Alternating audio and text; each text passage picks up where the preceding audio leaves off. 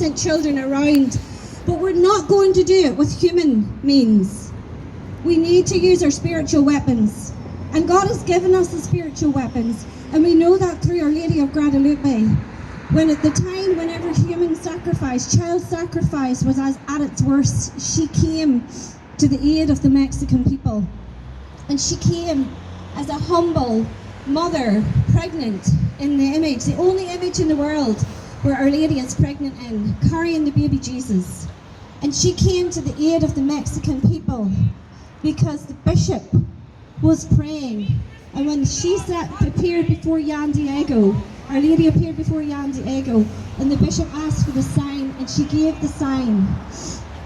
And the conversion took place. The people of Mexico turned from the evil of child sacrifice to cherishing life, and the paganism and the communists, or the paganism and the sacrifice, child sacrifice ended. So today we just come here with our Blessed Mother, Our Lady of Guadalupe, and we just place everything at her feet.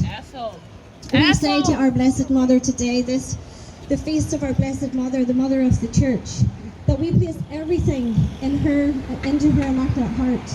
And we asked her to lead our church forward in a battle to turn back what's happened in Ireland, North and South, and indeed the world. So there's no greater a time or urgent time to come together, and I am, as I say, come here to join these very sacrificial people, devoted people that come here every Saturday evening to pray the Holy Rosary.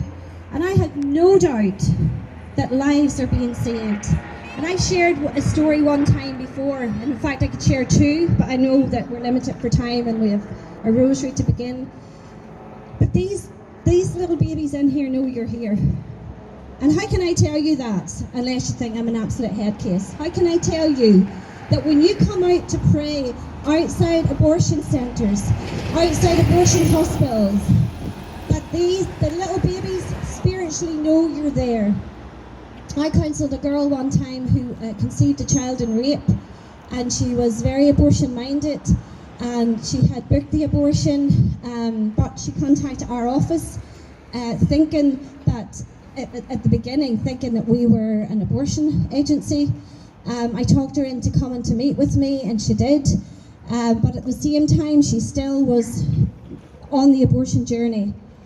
I got people to pray and fast for her, and I talked to her, and I was there as her friend because she was suffering the effects of the assault, and she didn't feel she could love the baby or have the baby.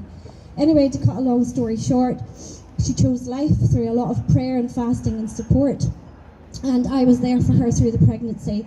I was there for her when she had the baby, and I met the baby the minute she was born. But a few months later, she came to my house, and I was so excited to be able to hold the baby again and meet the little one.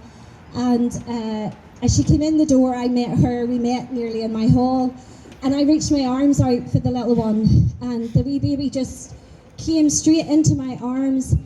And if I could just explain it to you in a way, that this is how it was. No, it's okay, I'm all right. I'm used to it having too much to carry. The wee baby just came into my arms, and just like in a split second, she just put her head on my shoulders. And it was like if she knew who I was. And it was like a little moment of realization that she did know who I was, spiritually. Because when there was no one else there for her, to pray for her, to speak for her, to be her mother's friend, to encourage her mother to choose life, I was the one that was there. And Sally, the mother, started to cry, and she said, "Bernie, it's like she knows you, yet she's so strange and doesn't go to anyone." And her wee head stayed there for so long, and it was a message to me that little one knew she was safe.